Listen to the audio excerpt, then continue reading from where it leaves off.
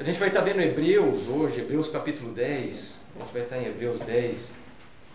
E é uma mensagem importante, eu acho, pela situação que a Igreja de Cristo tem vivido hoje em dia, as coisas que eu tenho visto, alguns artigos que eu tenho lido, a situação geral.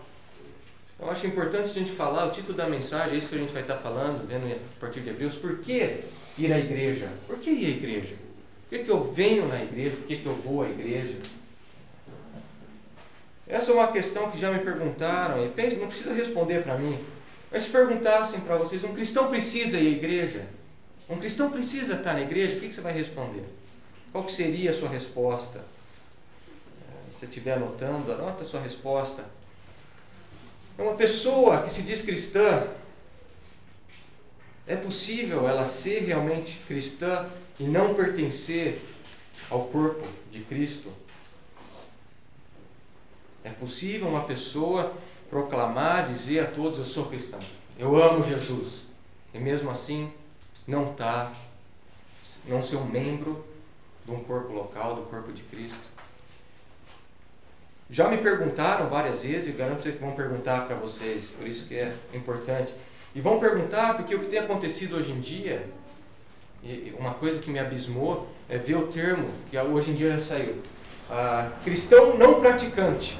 Eu sou um cristão não praticante. Falei, como que pode isso, um cristão não praticante? Um cristão que não vai à igreja, mas eu sou cristão. Então já está criando esse termo. Sou um cristão não praticante, como se existisse isso. Um artigo fala assim, em 6 anos, de 2003 a 2009, 5 milhões de evangélicos deixaram de ter vínculo com a igreja. De 4%, esses evangélicos aumentaram para 14% em relação ao total dos crentes das diversas denominações. Um salto e tanto.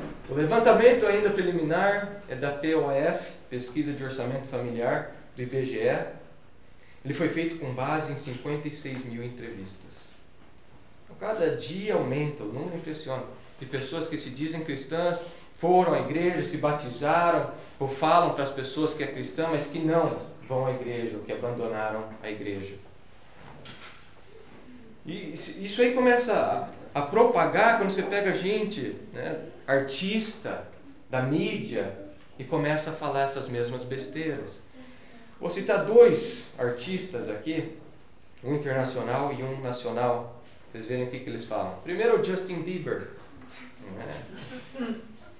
A gente ri, mas o que influencia a criançada, isso aí, o pessoal, uma pessoa famosa, um astro. Segundo o portal Terra, o astro pop afirmou recentemente que não precisa ir à igreja para mostrar sua fé, em que, em vez disso, prefere conversar diretamente com Deus. Muitas pessoas que são religiosas se perdem. Elas vão à igreja apenas para ir à igreja. Não estou desrespeitando, mas para mim o foco é a oração e falar com Ele. Não preciso à igreja para isso, disse o cantor. Agora, um outro exemplo nacional. A esposa do Kaká, Caroline Selico, não sei como falar o sobrenome dela, a esposa do Kaká, e você já assistiu, tem uma entrevista dela com o Jô Soares. É uma coisa assim. Primeiro, o modo que ela se veste, eu não sei como alguém pode se dizer cristão, e está num programa ali, vestida daquele jeito, e as coisas que ela fala, você fica abismado. A igreja é minha casa, onde a gente tem paz. Em outra entrevista, ela afirma que não sente mais vontade de igreja, pois já é seguidora e aprendeu o que fazer. Agora, comentou que pensa em seguir com as próprias pernas. Assistir a entrevista com o Kaká, você vai ver quão longe ela está. Ela fala que ela é pastora do Kaká. Eu sou a pastora do Kaká.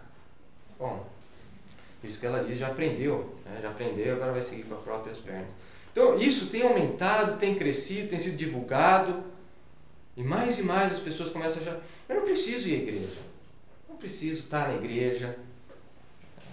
Conheço um casal de amigo meu nos Estados Unidos, a última vez que a gente esteve lá, poder conversar, e falar, não preciso ir na igreja, o Senhor aceita, Ele quer, é o meu culto familiar. Eu falei, amém, culto familiar é ótimo, a gente também faz, se reúne, adora o Senhor, lê a palavra, mas só que você tem o culto de adoração com o corpo de Cristo.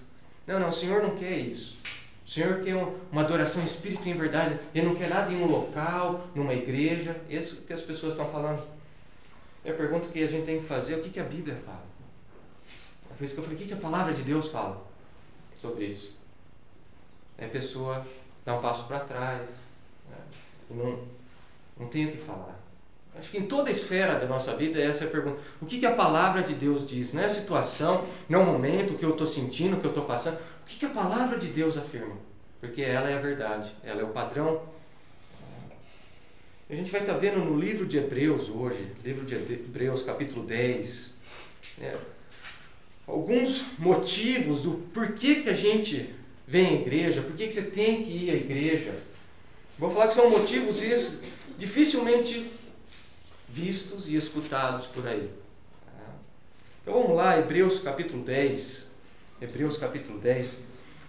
É só dar uma introdução ao livro de Hebreus. Eu já falei isso antes. É uma obra incomparável sobre Jesus, sobre o ministério de Jesus. Nenhum outro livro trata Jesus como o livro, a carta de Hebreus trata. O autor a gente não sabe quem que é. Muitos, principalmente na antiguidade, falavam que o autor era Paulo. Mas é difícil, a teologia é assim de Paulo, é muito parecido, mas é difícil se apoiar que é Paulo porque o vocabulário é bem diferente, é mais de 100 palavras gregas nunca usadas nas cartas de Paulo. A introdução e a finalização da carta são bem diferentes do estilo de Paulo começar e terminar uma carta. Lutero foi um dos primeiros a alegar que o autor provavelmente era Apolo. E eu concordo com ele. Por causa do meio que Atos 18 descreve Apolo como um homem eloquente, um homem bom em retórica, e conhecia muito o Antigo Testamento, um pregador incomparável na igreja primitiva, Apolo. E a hora que você pega essa carta aos Hebreus, que é na verdade um sermão exortativo, você pode ver isso no capítulo 13, versículo 22, capítulo 13, versículo... Você vai ver que isso aqui é um sermão, ele escreveu um sermão. Diferente das outras cartas, é realmente um sermão exortativo. Então, pode ser que seja Apolo, pode ser que seja Paulo, a gente não sabe. O que importa mesmo é o conteúdo dessa carta. É o que ela mostra de Jesus como nenhuma outra carta. E a carta foi escrita a quem? Aos Hebreus, aos judeus, né? Então, a maioria das pessoas aqui, a grande maioria das igrejas, eram compostas por judeus, pessoas que estavam no judaísmo e foram para o cristianismo, mais ou menos, ou nem foram, mas estavam lá. Então o que ele faz, isso é importante, aos hebreus, são aos judeus. Então o que ele faz nesse sermão é em todo o Antigo Testamento e mostrar como que Jesus é superior a cada aspecto do Antigo Testamento. Então se você não estudar o Antigo Testamento, você vai se perder aqui na carta aos Hebreus, você não vai entender o que ele está falando. Por isso tem que conhecer o Antigo Testamento. E o que ele faz é mostrar a superioridade de Jesus. Essa é toda a carta, superioridade de Jesus sobre os anjos, sobre Moisés, sobre Josué, sobre o sacerdócio de Arão, sobre a terra prometida da Palestina. É isso que ele faz, mostrar a superioridade de Jesus. Para quê? As pessoas estão sofrendo perseguição, alguns ali estavam perdendo casas, a família estava abandonando, sofrendo, sendo maltratado, espancado, às vezes até morto. Então ele mostra a superioridade de Jesus e fala, se apeguem a ele, solos Cristo, é só em Jesus, não volta atrás, fica em Jesus que vale a pena o sofrimento. Então é isso que ele quer fazer, e ele passa até o capítulo 10, é realmente doutrina sobre Jesus, doutrina sobre Cristo. E é isso que a gente vai ver agora do versículo 19 ao 31, essa é a passagem que a gente vai estar estudando. Vamos ler Hebreus 10, versículo 19 ao 31.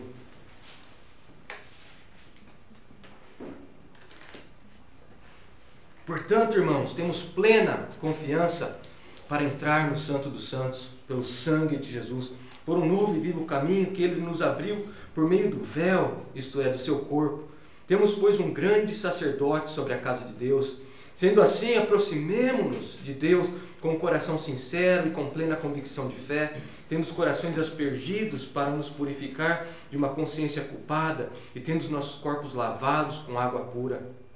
Apeguemo-nos com firmeza à esperança que professamos, pois aquele que prometeu é fiel. E consideremos uns aos outros para nos incentivarmos ao amor e às boas obras. Não deixemos de reunirmos como igreja, segundo o costume de alguns, mas procuremos encorajar-nos uns aos outros, ainda mais quando vocês veem que se aproxima o dia. Se continuarmos a pecar deliberadamente, depois que recebemos o conhecimento da verdade, já não resta sacrifício pelos pecados, mas tão somente uma terrível expectativa de juízo e de fogo intenso, que consumirá os inimigos de Deus. Quem rejeitava a lei de Moisés morria sem misericórdia pelo depoimento de 2 ou 3 testemunhas. Com mais severo castigo, julgam vocês, merece aquele que pisou aos pés do Filho de Deus, profanou o sangue da aliança pelo qual ele foi santificado e insultou o Espírito da graça. Pois conhecemos aquele que disse: a mim pertence a vingança, eu retribuirei. E outra vez, o Senhor julgará o seu povo. Terrível coisa é cair nas mãos do Deus vivo. Na hora que você chega nessa parte aqui, é realmente o apelo dele. Toda a doutrina foi lançada, toda a doutrina está aí para vocês verem a superioridade de Jesus, agora é com vocês. Se acheguem ao Senhor, se aproximem de Deus. Não basta só ter conhecimento de Jesus, você tem que caminhar, você tem que entrar. Então é isso que ele faz aqui no capítulo 10. Depois do restante é toda a praticidade, o que implica essas coisas. Então ele vai mostrar, é isso que ele vai mostrar aqui, isso que a gente vai ver, a importância, como que a gente se aproxima de Deus, como que a gente adora a Deus e por que está reunido no corpo dele. Então eu dividi o estudo. A primeira parte vai ser, eu vou tentar passar rápido por isso, a incomparável obra de Jesus, são os versículos 19 a 21, a incomparável obra de Jesus. E depois os privilégios e deveres verticais, os versículos 22 e 23. Privilégios e deveres horizontais, versículos 24 e 25, e a consequência da rejeição da obra, dos privilégios e dos deveres, que é o restante, ali do versículo 26 ao 31. Então vamos lá, vamos caminhar por essa carta, vamos ver o que o autor de Hebreus nos diz. Começando no versículo 19, portanto, irmãos, olha só, portanto, irmãos, essa palavra é uma conjunção conclusiva, então o que ele está fazendo é trazendo toda a doutrina para essa conclusão aqui. Dependendo do título que você tem, é um apelo à perseverança, depende da Bíblia que você tem um título ali. O último aviso, um aviso à perseverança, um apelo, que é isso que ele está fazendo. Portanto, irmãos, presta atenção, tudo isso que foi explicado agora está chegando à conclusão, a uma ação de vocês precisa ser tomada. E irmãos aí não necessariamente implica que eles são cristãos, mas que eles são judeus, hebreus. Parecido com o que Paulo fala em Romanos, chama de irmãos, o pessoal judeu. Ele diz, portanto, irmãos, temos plena confiança para entrar no Santo dos Santos. Isso é um escândalo. Isso é um escândalo para o judeu. Como que eu posso entrar no Santo dos Santos? Isso é só para o sumo sacerdote. Só uma pessoa pode fazer isso. E agora ele fala, todos têm. Olha que ele fala, plena confiança de entrar no Santo dos Santos. Qual que era o Santo dos Santos? Era o lugar mais profundo do tabernáculo, do templo, onde que a presença de Deus estava ali, tinha a arca. É isso que ele está falando, vocês têm acesso. É o trono de misericórdia, o trono de graça. É isso que ele está falando. Todos têm acesso agora ao trono da graça. O que antes estava reservado para alguns, agora tem mais liberdade, pode usufruir disso daí. E olha o que ele fala, temos plena confiança. Isso aí não é uma autoconfiança, como vem ensinando hoje em dia. Basta você crer em si mesmo. Tenha confiança que você vai conseguir entrar no Santo dos Santos. Não. Onde que está essa confiança? Por que a gente tem a plena confiança? Olha lá. Pelo sangue de Jesus. É o sangue de Jesus que abriu o caminho. Dá uma olhada no capítulo 9, versículo 13. Capítulo 9, começando no versículo 12, desculpa. Não por meio de sangue, de bodes e novilhos, mas pelo seu próprio sangue, ele entrou no Santo dos Santos de uma vez por todas e obteve eterna redenção. Ele entrou com o sangue dele, ele abriu o caminho. Então aqueles que estão nele agora também entram pelo sangue de Jesus, no Santo dos Santos. Ele entrou no Santo dos Santos com o seu sangue e agora ele deixou aberto o caminho. Esse é o sentido aqui. Está aberto. Aqueles que participam em Jesus, que estão agrupados em Jesus, que estão no corpo de Jesus, esses têm acesso ao Santo dos Santos. E a plena confiança não é nossa autoconfiança, é no sangue de Jesus. Ele continua, o versículo 20, por um novo e vivo caminho que Ele nos abriu. Por um novo e vivo caminho. Olha lá. Então ele está falando que o caminho para os santos dos santos agora é um novo. É novo, é diferente dos outros. É diferente do antigo. Implica que o antigo já não funciona mais. É um caminho novo. Não é mais do modo que o sumo sacerdote fazia. É isso que ele explica nos capítulos anteriores. Não é aspergindo sangue de animal. É pelo sangue de Jesus. Então é um caminho novo. E não é novo só o que ele é? Vivo. Eu sou o caminho, o quê? A verdade e a vida. É um caminho vivo. Ele dá a vida aos que nele caminham até o Santo dos Santos. O caminho é vivo e concede vida aos que nele andam. Ele continua, se você olhar, ele continua a explicar todo o ritual do Antigo Testamento, se usar o templo, o tabernáculo. E aqui seria o Santo dos Santos, a entrada ali. Então ele está mostrando um novo caminho. É vivo, novo, diferente do que era feito antes.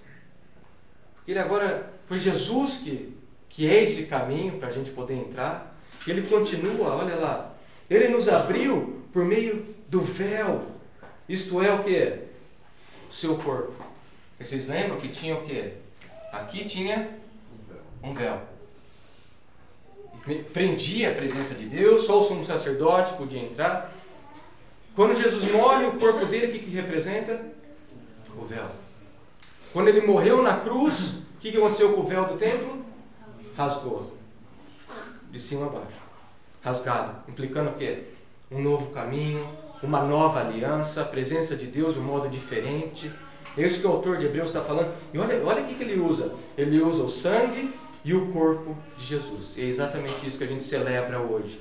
Exatamente isso que a gente proclama hoje na ceia. O sangue de Jesus, o preço foi pago, o caminho foi aberto e o véu, o corpo dele, foi rasgado. Então, no corpo de Jesus, toda a nossa justiça. É por isso que a gente pode entrar agora na presença de Deus. Porque no corpo de Cristo, toda a justiça abriu o caminho para nós entrarmos. É isso que ele está falando. É isso que a gente celebra na ceia hoje. Temos, pois, olha o versículo 21. Temos, pois, um grande sacerdote sobre a casa de Deus. Então ele passa do sacrifício de Jesus para o quê? Para o ofício de Jesus. Então essa plena confiança que a gente tem para entrar, não é só por causa do sacrifício de Jesus, mas também por causa do ofício dele. E qual que é o ofício dele ali? Grande sumo sacerdote. O que o sacerdote fazia? Intercedia pelo povo. É exatamente isso que ele faz. Então é por isso que a gente tem essa plena confiança. Você vê? Tira todo o homem da jogada. Tira todo o homem da jogada. É a obra de Cristo, a obra de Jesus. É isso que a gente proclama na ceia. É a graça de Deus, a obra, o sangue, o corpo, o sangue que nos redimiu, que nos comprou, que nos libertou, o corpo com a justiça de Cristo que é imputada pela fé. O versículo 21 é importante porque ele já começa a abrir espaço para o que ele vai falar depois. Temos, pois, um grande sacerdote. Onde que está esse grande sacerdote? Sobre a casa, a família de Deus. Então o que ele está mostrando, que a hora que você entra nesse caminho, o Santo dos Santos se torna o que? A casa de Deus. É a casa de Deus. E quem está lá? Jesus. Em Hebreus 2, Jesus é mostrado como o nosso irmão mais velho. Hebreus 2 e Hebreus 3, Jesus é mostrado como um irmão nosso. Então é isso que ele está falando. Vocês entraram agora e vocês fazem parte do quê? Uma família. Vocês estão numa família, vocês estão numa casa, na casa de Deus. Olha como que Paulo define a casa de Deus. 1 Timóteo 3,15. 1 Timóteo 3,15. Escrevo-lhe essas coisas, embora espere vê-lo em breve. Eu quero estar aí já. Mas já estou escrevendo. Pois se eu demorar, saiba como as pessoas devem comportar-se. Onde? Na casa de Deus. E qual que é a casa de Deus? a igreja do Deus vivo, coluna e fundamento da verdade. Então você se achega a Deus, você está se achegando o quê? A família de Deus, a casa de Deus. Então ele já está começando a abrir espaço para o que ele vai falar já. E agora entra os privilégios e deveres. Ele vai começar a falar dessa entrada, desse caminho, a hora que você se aproxima do Senhor. Começando no versículo 22, eu coloquei os privilégios e deveres verticais. O caminho foi aberto. Você tem vários privilégios, mas você também tem alguns deveres. A graça é graça, mas não é uma graça barata. As pessoas querem uma graça barata. Não, é graça, é dom de Deus. Mas o que ele fala? Você tem que tomar a sua cruz, você tem que negar a si mesmo. Então não tem nada barato nisso. É isso que ele vai mostrar aqui. Ele começa uma série de exortações, é como se fosse um apelo dramático para ele, para os irmãos dele judeus. Toda a doutrina foi transmitida para vocês. Agora é com vocês.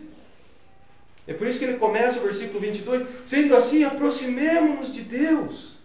É a exortação dele. Não basta só conhecer sobre esse novo caminho que foi aberto, esse vivo caminho que foi... Você tem que entrar nesse caminho que é estreito, mas ele vai te dar vida. É assim que ele começa, o versículo 22. É o apelo dele. É a conclusão. Vamos, aproximemo-nos de Deus, que ele fala.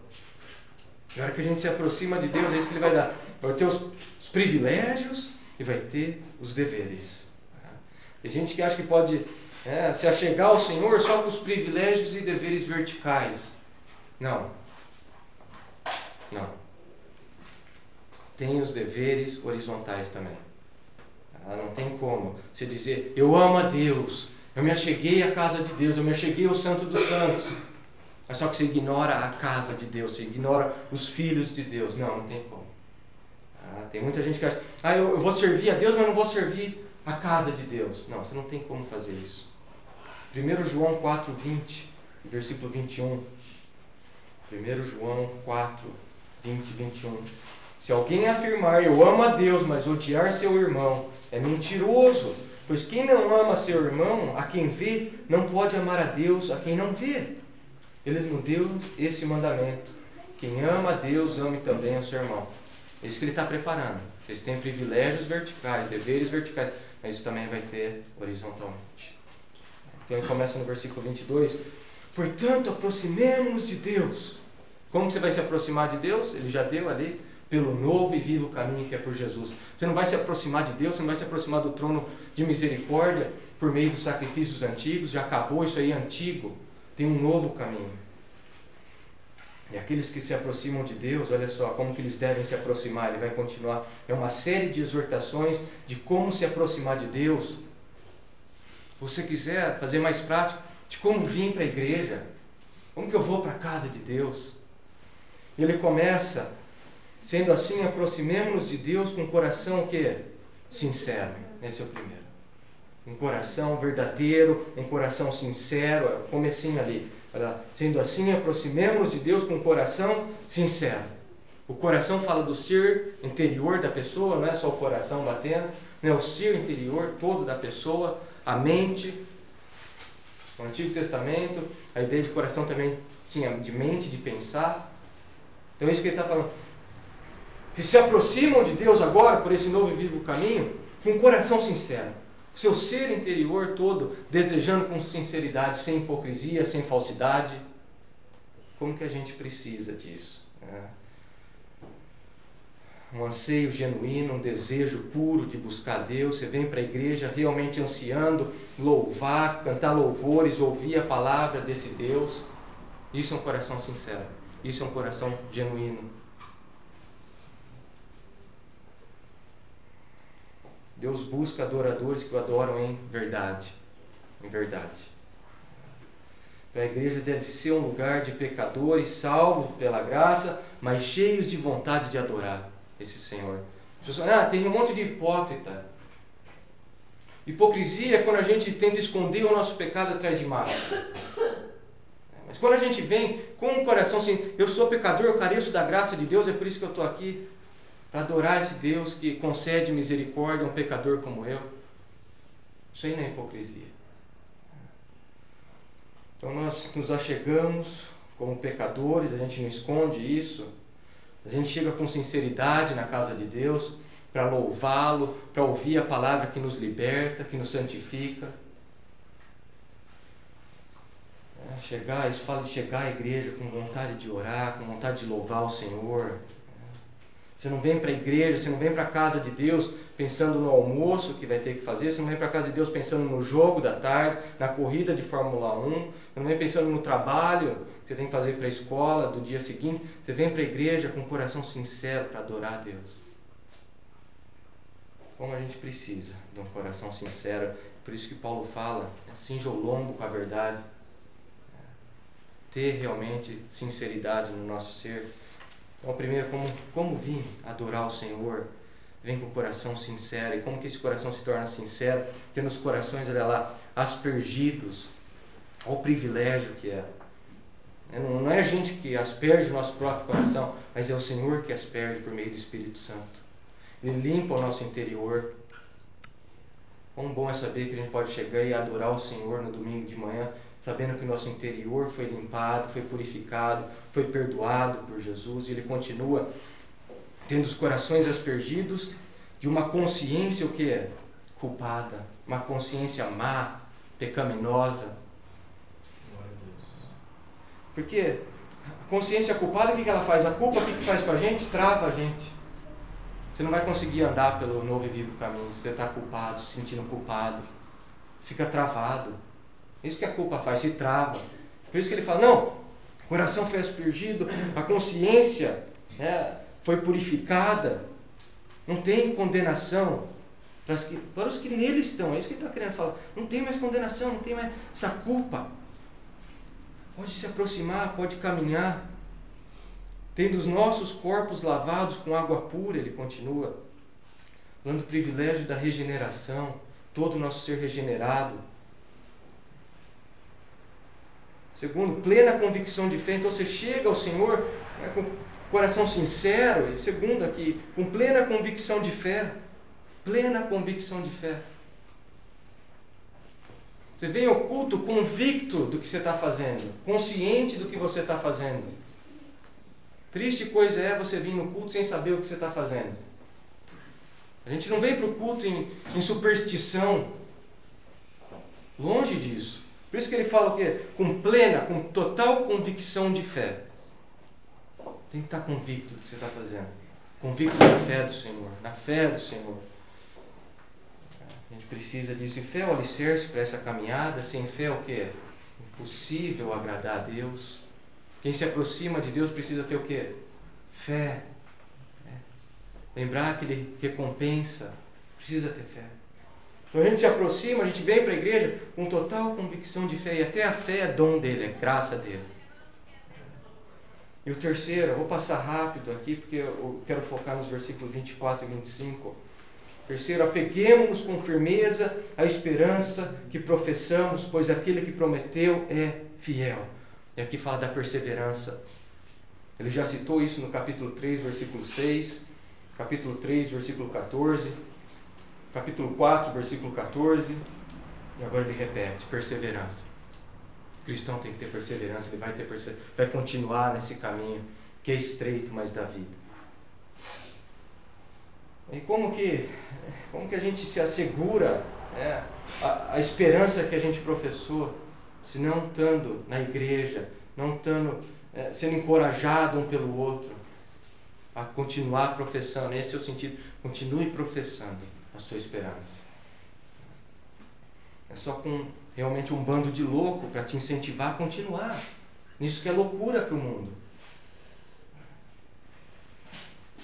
Pegue com firmeza a esperança que nós professamos. Você não vai fazer isso em nenhum outro lugar, gente. Ninguém vai te incentivar a segurar essa esperança, porque essa esperança é loucura aí fora.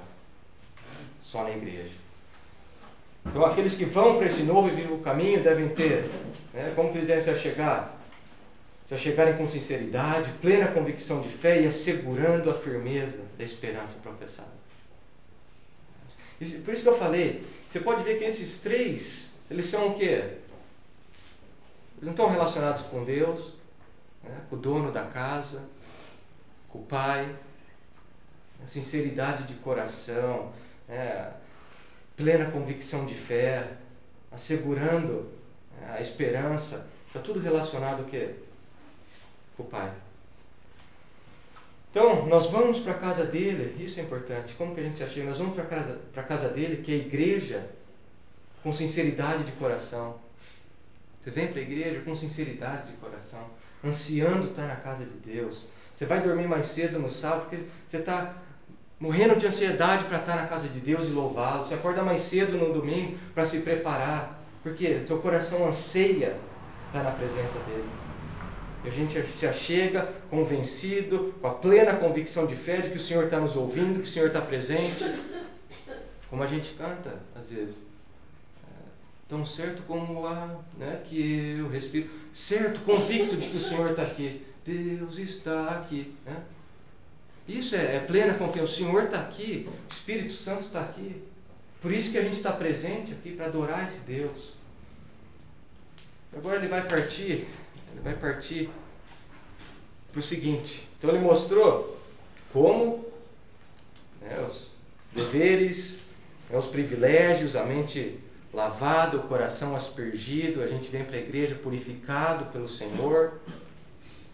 Mas agora, e esse que é o foco aqui, são os horizontais. Tá? Não tem como, me desculpa, mas só não tem como você se dizer cristão e entrar no novo e vivo caminho e acreditar que você só tem deveres verticais. Não. Quem se achega tem também horizontal. Lembra? Um jovem chegou para Jesus e perguntou: qual que é o maior dos mandamentos? Qual que é o maior dos mandamentos? O que Jesus fala? Ele dá um só ou dá dois? Dois. Porque são inseparáveis. Você ama a Deus, você ama o seu irmão, como a si mesmo. Então foi o que a gente leu em João. Você não tem como acreditar que você vai chegar nesse novo e vivo caminho, você só tem deveres e privilégios para com o Senhor. Não!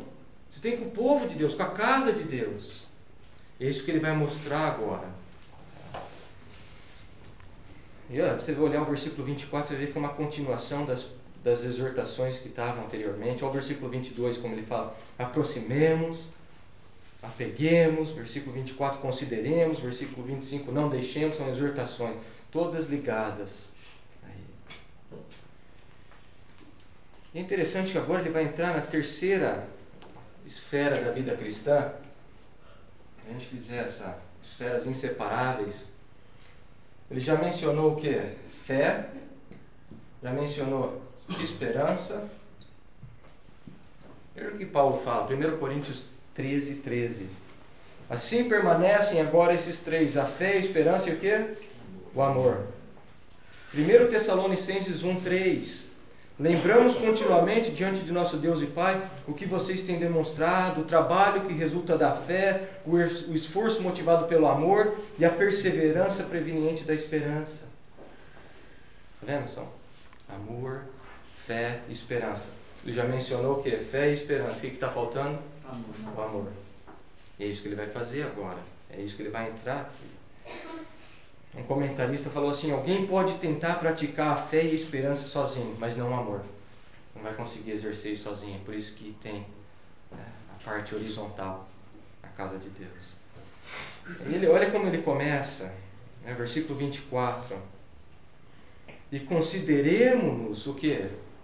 Uns aos outros. É mandamento de Deus. E consideremos, é imperativo, uns aos outros. E essa palavra é muito interessante. Considerar. Catanoel. Envolve a mente, envolve em você prestar atenção no seu irmão. É isso que ele está falando aqui. O sentido de prestar muita atenção, notar a situação que a pessoa está vivendo, estudar a situação de cada um na igreja. Jameson, num comentário dele, diz assim: o texto ordena um contemplar que leva em consideração contínuo o caráter e as necessidades dos nossos irmãos, para assim rendermos ajuda e conselho mútuo. Tantas pessoas vão à igreja e esquecem disso. Prestar atenção. Considerem-nos uns aos outros. Às vezes as pessoas vão numa igreja e saem reclamando: ninguém prestou atenção em mim. E pode ser uma falha da igreja, mas a questão é: você prestou atenção nos outros? Você considerou os irmãos na igreja? É fácil só olhar para a gente. E os outros? É interessante você notar que ele está falando aqui, é com toda a igreja, gente. Não é para o pastor. Olha, você ordena o pastor a prestar muita atenção em cada um. Não.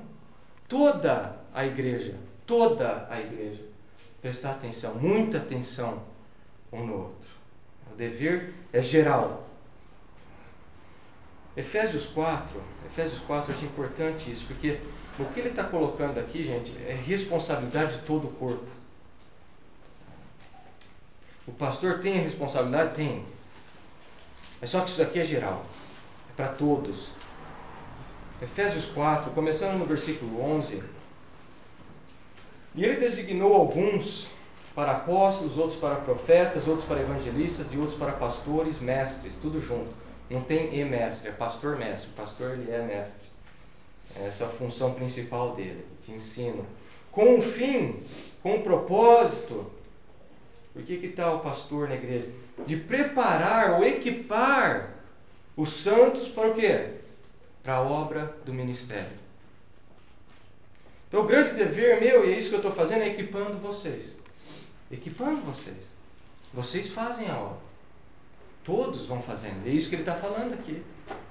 Olha lá. Consideremos-nos uns aos outros. Ele não está falando com a liderança. Ele está falando com toda a igreja. Todos devem prestar atenção um no outro. Como que eu equipo vocês? Transmitindo a verdade da palavra de Deus. É assim que eu vou equipando vocês. É assim que eu vou preparando a igreja. A igreja vai fazendo, olha só. Os santos para a obra do ministério. O ministério não sou eu, é a igreja que faz. É a igreja que serve. Aqui é uma pergunta. Quando foi a última vez que você veio à igreja pensando sobre como ser mais atento à necessidade das pessoas? Quando foi a última vez que você acordou e falou, vou para a igreja que eu quero saber como que meus irmãos estão? É isso que fala aqui. Consideremos-nos, prestemos muita atenção um no outro. A nossa sociedade vai totalmente contra isso. É um individualismo, o sócio deve pensar em si, é egocentrismo total, é você, pensa em si mesmo. As pessoas, eu não vou na igreja por causa que eu não tenho isso, eu não vou na igreja porque eu não gosto disso, eu não vou na igreja porque não tem atividade para a avó da minha vizinha, vai achando, é sempre. Mas nunca a pessoa pensando que é no outro. Eu vou na igreja porque eu tenho que ir prestar atenção nos meus irmãos. Vou na igreja porque eu amo cuidar dos meus irmãos, saber como que eles estão. Eu achei que eu tinha que ir para a igreja para glorificar Deus. Você vai glorificar fazendo o que Ele pede, cuidando um do outro. Por que eu devo ir à igreja? Por que eu devo estar na igreja? Para procurar saber, para estudar o meu irmão, para considerar o meu irmão. E olha lá, ele continua. E consideremos uns aos outros para quê? Para incentivar-nos ao amor e às boas obras. Eu presto atenção, eu cuido do meu irmão, eu quero saber como que ele está, e com isso o que eu vou fazendo? Eu vou incentivando ele o quê? A amar mais ao Senhor. E à medida que ele mais ama o Senhor, mais o quê? Ele faz pelo reino de Deus. É uma palavra interessantíssima, essa incentivar ali. Ela tem um sentido, a maioria das vezes você pega essa palavra, é de realmente irritar a pessoa, provocar, você está irritando, só que no sentido positivo, é realmente de provocar a pessoa no sentido positivo, é de se incentivar ela, estimular, você pode colocar aí. Então olha o que ele fala, o que a Bíblia fala. Você vai na igreja, você tem essa obrigação, agora que você está na casa de Deus, você está na família de Deus, você prestar atenção nos seus irmãos, e com isso você vai provocando eles, você vai incentivando eles ao quê? Agora ele vai continuar. Ao amar, agapé aí, a palavra, é aquele amor incondicional. Então você vai na igreja para você prestar atenção no seu irmão e para você incentivar, incendiar o seu irmão o quê? A amar. Quando foi a última vez que você ouviu isso? Você tem que ir na igreja por causa do seu irmão, você incentivar ele a amar mais o Senhor, amar mais as coisas de Deus. É sempre eu. Não, o foco é outro. E você incentiva, você provoca isso, a pessoa a amar mais a Deus, no seu estilo de vida, nas suas conversas. Como que você provoca alguém? Como você incentiva alguém? Na sua conversa. Você conversa com um cara que entende tudo de telhado, o cara fala de telhado, que te empolga, você quer subir no telhado para ver como que é. Né? De cozinha, o cara cozinha, ele fala da carne que ele... Você nem cozinha, mas você quer fazer aquela picanha com catupiry dentro, do jeito... É assim. Você incentiva falando das coisas de Deus. E o amor por Jesus, o amor, à medida que esse amor vai crescendo, o que acontece? É consequência. Você começa a incentivar, você começa a incendiar a pessoa às boas obras. É o texto. A amar e as boas obras. Isso aqui não é boa obra para você ser justificado. Tá? Você não incentiva o seu irmão a fazer boa obra para ele ir para o céu. Não. Você incentiva, você provoca o seu irmão a fazer boas obras para ele provar a fé dele, para ele demonstrar a fé dele. Ele já mostrou que não vai ser boa obra alguma que vai te salvar, é o caminho do Senhor, é o caminho que foi aberto, o novo e o caminho que é Jesus. Mas as boas obras, elas são de extrema importância para mostrar fruto na vida do seu irmão, para mostrar que ele realmente tem fé em Deus. Pode ler Tiago 2. Do que adianta o irmão falar eu amo a Deus, ou vir uma pessoa na igreja, eu te amo, vai com Deus, e a pessoa passando necessidade. E como todos nós precisamos disso, né? Ser incentivado a isso. Como todos nós precisamos ser incentivados, né? A amar mais a Deus. E quanto mais a gente amar a Deus, mais isso é refletido o quê? Em ações para o reino de Deus. Todos nós precisamos disso. Quando você conversa com pessoa que está realmente, que vive na obra de Deus e fala das coisas de Deus, eu não sei com vocês, mas meu coração arde, eu falo, preciso fazer alguma coisa, preciso fazer mais pelo Senhor. Quando você conversa, porque começa a realmente a te incentivar, começa a mexer dentro de você, conversa com um missionário que está fazendo fora, fala, não, eu preciso fazer mais pelo Senhor. Não é tão gostoso isso, ser incentivado dessa forma, ser provocado nessa forma. E a última coisa que o mundo vai querer é que você faça isso. Obras para o Senhor, para o reino de Deus. Na hora que você começar a fazer, as pessoas vão falar, você está louco, para de fazer isso. Cuida da sua vida. Como a gente precisa ser incentivado, ser provocado a amar a Deus e esse amor ser transformado em boas obras. Foi isso que Jesus fez? Foi isso que Jesus fez. Veio amar, servir, incentivar. Agora você imagina a igreja assim, as pessoas vindo para a igreja, com esse propósito do amor, do cuidado para com o irmão, para incentivar. Então você já vem servindo a Deus e se acaba gerando o quê? Mais pessoas querendo servir a Deus. E o que você tem na igreja é o quê? Uma igreja de escravos de Cristo, todo mundo servindo, querendo servir. Então por que eu vou na igreja? Por que eu vou à igreja? Para prestar atenção nos meus irmãos, para saber como eles estão, para provocar meus irmãos a amarem mais a Deus, para incentivar e provocar meus irmãos a fazerem mais obras para que a glória do Senhor seja proclamada. Guga, eu não quero isso. Então você está na religião errada, você está na igreja errada. Guga, eu não quero vir para a igreja para incentivar o meu irmão a amar mais Deus. Eu quero vir para cantar, ouvir a palavra e ir embora para casa. Então aqui não é o lugar. A igreja de Cristo não é o lugar. Você tem que vir para a igreja com esse propósito. De cuidar do seu irmão, saber o que está acontecendo, incentivar ele a amar mais a Deus, a fazer, a servir mais o Senhor. Não sou eu que faço isso. Todos, a igreja toda. Andrew Murray, ele fala assim, consideremos-nos uns aos outros para estimularmos o amor e as boas obras. Esse deve ser o objetivo da igreja quando ela exercita a comunhão. Tudo que pode impedir o amor deve ser sacrificado e separado do nosso meio. Tudo que promover, provar e provocar o amor nas vidas deve ser realizado e enfatizado. E como que eu vou fazer isso? Como que eu vou estimular o meu irmão a amar mais a Deus, a fazer mais? Primeiro, prestando atenção nas vidas, é isso que ele mostra ali. Quando você mostra cuidado, quando você considera com cada irmão, você acaba incentivando mais o amor. Quando você passa da superfície, chega de superficialidade. Quando um membro falta e você procura ele durante a semana, está mostrando cuidado, atenção. Você procurar.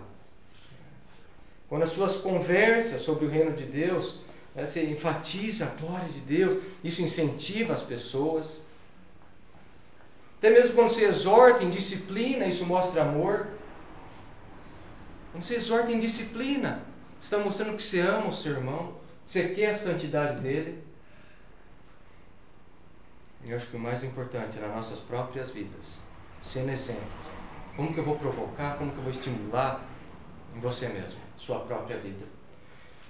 Olha o que Spurgeon fala. Spurgeon fala assim: eu não sei como podemos fazer isso, senão além de nossas próprias vidas estarem cheias de amor e boas obras. Um bom exemplo é muitas vezes melhor do que boas palavras. Versículo 25. Terceiro motivo. Nós vamos à igreja porque Deus ordena. Deus ordena. Não deixemos de reunir-nos como igreja, segundo o costume de alguns, mas encorajemo-nos uns aos outros, ainda mais quando vocês veem que se aproxima o dia do Senhor. Não, mas Deus manda eu ir na igreja. Ele manda, Ele ordena. Ele ordena. Você está presente no corpo de Cristo. E o mandamento de Deus, gente, às vezes as pessoas acham que o mandamento é pesado. Não. 1 João 5,3. Porque nisso consiste o amor a Deus, obedecer aos seus mandamentos. E os seus mandamentos não são pesados. Então Deus ordena o cristão estar na igreja. E isso é bom porque Ele ordena. É a ordem dele, então é bom. E se é bom vai trazer glória para Ele. E vai te trazer benefício. Hoje as pessoas não querem saber disso. É eu que decido se eu vou ou não. Sou eu que decido se faz bem ou não estar na igreja. Deixar de se reunir como igreja é pecado. Você compara com as declarações hoje em dia. Justin Bieber, essa Caroline. Não preciso me reunir como igreja. Não preciso estar numa igreja. Quão longe está isso da palavra de Deus? Como eu falei, os mandamentos do Senhor são bons. São bons.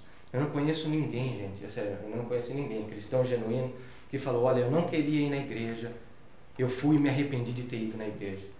Não conheço. Não devia ter ido adorar o meu Senhor, não devia ter ido orar, cantar e ouvir a palavra. Sempre que você escuta é o contrário. Eu devia ter ido na igreja. Porque é bom, quando você obedece o mandamento de Deus, isso é bom. É bom. É interessante, né? Tem 300 mil desculpas para não estar na igreja, para não vir na igreja. E se for ver, geralmente, as desculpas são todas egocêntricas. Todas eu. E quando ele mostra que o que é fora, é horizontal. Preocupação é com os outros. E esse pessoal, gente, não pensa que é como hoje em dia, que a gente se reúne e que o portão está aberto e que não tem perigo. Não, esse pessoal aqui estava sofrendo. Eles iam para a igreja, as pessoas viam e falavam: olha só, seu irmão está indo na igreja, e tiravam os bens dele, perdiam casa, perdiam os bens, perdiam herança. Hoje a gente vem com maior facilidade. E mesmo assim, mesmo todo sofrimento e toda perseguição, o que o Senhor fala? Não deixa de reunir como igreja. Aqui era o lugar para Deus falar: olha, tem uma boa desculpa, perseguição está feia mesmo, não precisem se reunir. Não, mesmo com perseguição, com risco de morte, o Senhor fala: não deixe de reunir como o corpo de Cristo. Se naquela ocasião já é uma ordem, quanto mais para nós, num país que não tem perseguição nenhuma. Olha que ele fala: segundo o costume de alguns. Então o que estava acontecendo virou hábito, virou um estilo de vida. A pessoa não vem mais na igreja. É isso que está. Segundo o costume, vira um hábito. Começa. E é sempre assim: um costume, um hábito, você não cria uma hora para o outro. Não cria o costume de correr num dia só. Não, você não quer, mas você vai até você vê, vira um hábito. Todo hábito, todo costume é assim. E o mesmo falta da igreja. Abandonar a igreja. Começa com pequenos passos. E a hora que você vê, já virou o quê?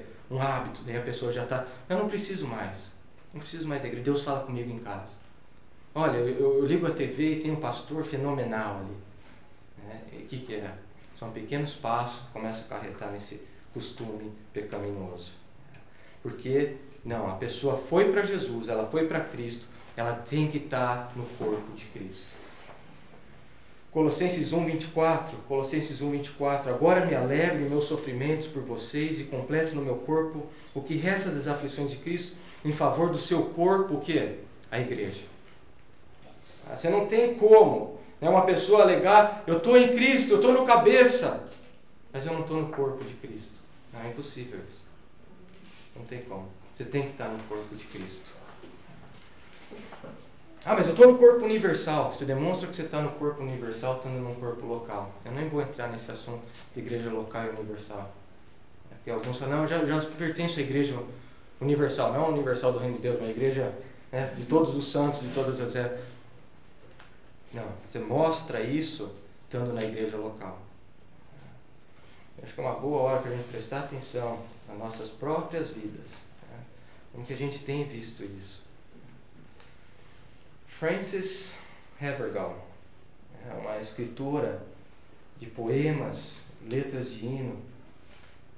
Por volta de 1860, alguma coisa assim, ela escreveu uma série de motivos pelas quais ela sempre estava presente nos cultos.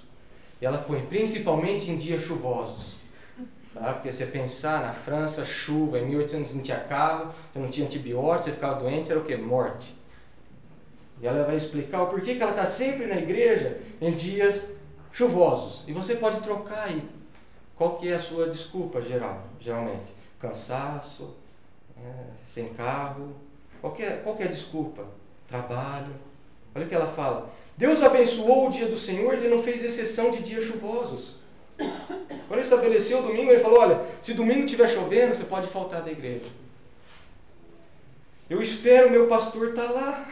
Seria uma surpresa desagradável se ele ficasse em casa só porque está chovendo. Eu perderia todos os benefícios das orações, louvores e da pregação da palavra que me fazem tão bem. Quarto, para encontro de negócios importantes, a chuva não me prende em casa. E a igreja, aos olhos de Deus, é o que há de mais importante. Não é verdade? Para a gente fazer alguma coisa que vai envolver dinheiro, que vai envolver uma... Opa, estou lá. Chegou o negócio de ir para a igreja, dificulta. Quinto, o dia chuvoso provará o quanto eu amo meu Senhor. Amor verdadeiro está sempre presente. 6. Aqueles que ficam em casa no domingo por causa da chuva, frequentemente ficam em outros domingos. Eu não quero tomar o menor passo que seja nessa direção. É verdade. Os que estão em casa por causa da chuva, geralmente é porque o sol está muito forte, já é uma outra desculpa. Eu não quero nem chegar perto desses passos serem tomados. Eu acho que o sétimo ponto que ela dá, por que ela está sempre na igreja em dia chuvoso? Eu não sei quantos domingos mais o Senhor me dará. Seria uma péssima preparação da minha parte para o meu primeiro culto celestial ter faltado do meu último na terra. Eu acrescento mais um aqui. Não vou faltar porque eu quero estar com meus irmãos, eu quero incentivar, eu quero provocá-los ao amor, às boas obras. Hoje em dia não, é tudo eu. Eu parei de ir na igreja porque não tem isso para mim, porque não tem aquilo para mim. Você vê que o foco é tirado do eu, o foco está nos outros. Quarto, mas encorajemo-nos uns aos outros. Olha lá. Mas encorajemo-nos uns aos outros. Você tem um contraste. Olha, você não deixe de se reunir, mas um contraste. Em vez de você deixar de se reunir, em vez de você parar de ir na igreja, você não ir na igreja, não, você vai, olha o que você faz quando você for lá. Mas encorajemo-nos uns aos outros. E a palavra encorajar, parakaleo, é da onde a gente tira paracletos, Quem que é o Paracletos? O Espírito Santo. Aquele que vem ao nosso lado, que vem encorajar, que vem exortar. Esse é o sentido da palavra encorajar. Então você vai à igreja para encorajar os seus irmãos, para exortar, para amar. E como a gente precisa de encorajamento? Foi o que eu falei. Medo trava a pessoa. Temor, culpa trava a pessoa. E como a gente precisa de encorajamento para continuar nessa jornada? Para continuar nesse vivo caminho que é estreito, que é loucura aos olhos das pessoas. E um dos modos, vou citar aqui alguns modos, se estiver anotando, vai ser interessante, alguns modos como a Bíblia fala que a gente encoraja um ao outro. Como que a gente pode encorajar um ao outro? Primeiro, orando um com o outro. Orando um com o outro. Tiago 5,16. Portanto, confessem seus pecados uns aos outros e orem uns pelos outros. Você ora um com o outro. Aconselhando, dando conselhos. Romanos 15,14. Romanos 15,14. Você vê? Isso aqui não é obra pastoral, é a igreja toda servindo. Romanos 15,14. Meus irmãos, eu mesmo estou convencido de que vocês estão cheios de bondade, plenamente instruídos, sendo capazes de aconselhar-se uns aos outros. Presta atenção, uns aos outros. Como você encoraja seu irmão, servindo ele. Romanos 12,10. Dediquem-se uns aos outros com amor fraternal. Prefiram dar honra aos outros mais do que a si próprio. Falando a verdade, você encoraja seu irmão. Falando a verdade para ele. Efésios 4,25. Portanto, cada um de vocês deve abandonar a mentira e falar a verdade ao seu próximo. Perdoando, Colossenses 3,13. Fazendo bem, Gálatas 6,10. Quanta coisa, quanto modo que a gente tem para encorajar o irmão. A incendiar a paixão pelo Senhor. Como não ansiar estar presente na casa de Deus para fazer essas coisas? Como não? E ele continua, olha lá, versículo 25. Não deixemos de reunir-nos como igreja, segundo o costume de alguns, mas encorajemo-nos uns aos outros, ainda mais quando vocês veem que se aproxima o dia. Ele está falando, as coisas estão ficando cada vez piores. Então mesmo, você olha para o mundo, cada vez pior, o divórcio é estimulado, né? Imoralidade é promovida, homossexualismo é exaltado, aborto é tratado como questão de saúde, você não tem mais moralidade nenhuma, só vai piorando as coisas. É isso que ele está falando. Quanto mais tem piorado, como é importante você estar na igreja do Senhor. Como é importante você estar reunido como corpo de Cristo. Ainda mais quando vocês veem que se aproxima o dia. Quão importante, como ela falou, eu não sei mais quantos dias eu vou ter até o meu primeiro culto celestial. Como que eu tenho que estar preparado, como que eu tenho que estar reunido com meus irmãos. É na casa de Deus que a gente se reúne, é na igreja, e que a gente louva e que a gente exalta Jesus Cristo. É isso que a gente vai fazer pela eternidade. Conhece o Senhor, tem comunhão com os irmãos. É tudo isso que a gente vai fazer pela eternidade. Quão importante é esse tempo junto.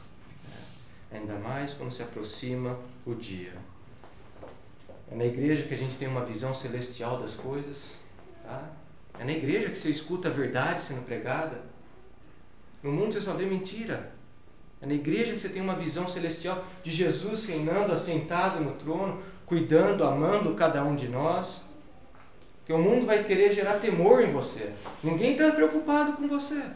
Ninguém se importa com você. Não, a gente vem para a igreja, a gente escuta, e a gente sabe que a gente tem um sumo sacerdote à direita de Deus, reinando todas as coisas, ele se importa com cada um de nós.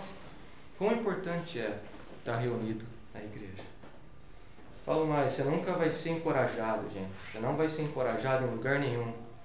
A santidade, a amar o seu irmão, a amar a Deus. Você não vai ser encorajado ficando em casa, dormindo, fazendo o que for. Você não vai ser encorajado no futebol. Você não vai ser encorajado na escola, nem no trabalho. É só na igreja que acontece isso. Quando a família de Deus se reúne. Todo domingo, toda quarta, reunido para glorificar o Senhor. Através do cuidado amoroso, cada membro, através do encorajamento. Amém? Então ele dá, ele deu. Vocês têm privilégios. Que Que privilégio é esse, eu poder ir na igreja e ser encorajado pelos meus irmãos e ser incentivado a amar mais a Deus e a fazer mais pelo reino de Deus. Que privilégio é esse? Mas só que daí agora ele entra, cuidado, cuidado. Aqueles que rejeitam têm consequências terríveis. É isso que a gente vê, olha lá do versículo 26 ao 31.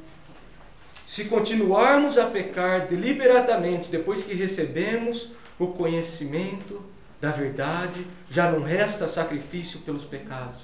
Ele vai. Vocês ouviram, vocês estiveram presentes na igreja, vocês professaram, vocês experimentaram o dom celestial, vocês provaram, e agora vocês abandonam, vocês rejeitam. Não tem mais. Não tem mais sacrifício por esse tipo de pessoa. E tantas pessoas têm abandonado a igreja, abandonado o corpo de Cristo, é o mesmo que abandonar Cristo, e achando que está tudo bem, não tem problema nenhum. Não. Você professou pertencer ao cabeça, você professou pertencer ao corpo dele, e você tem que estar presente no corpo dele. A pessoa hoje em dia é tudo menos isso. Não.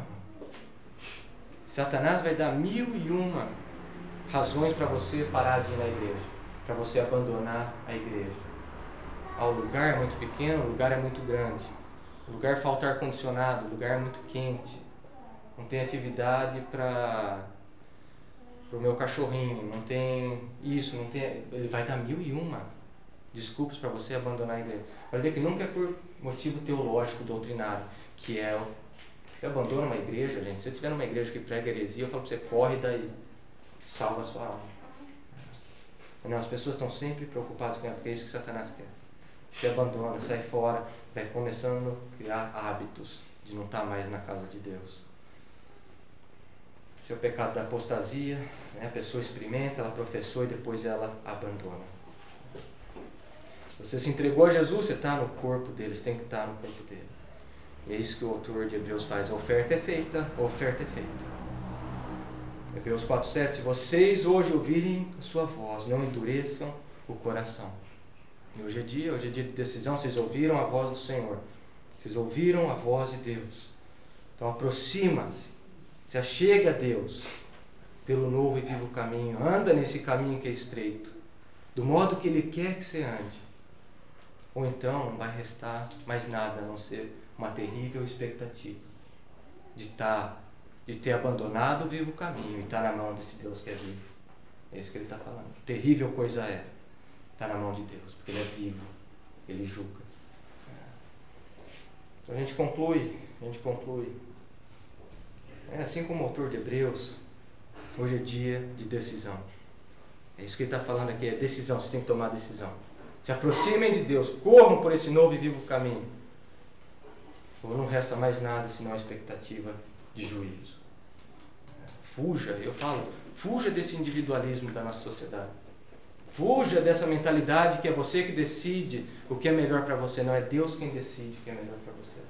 Uma vez você submete ao senhorio de Jesus, Ele é o Senhor da sua vida e Ele que decide o que é bom e o que é para você fazer.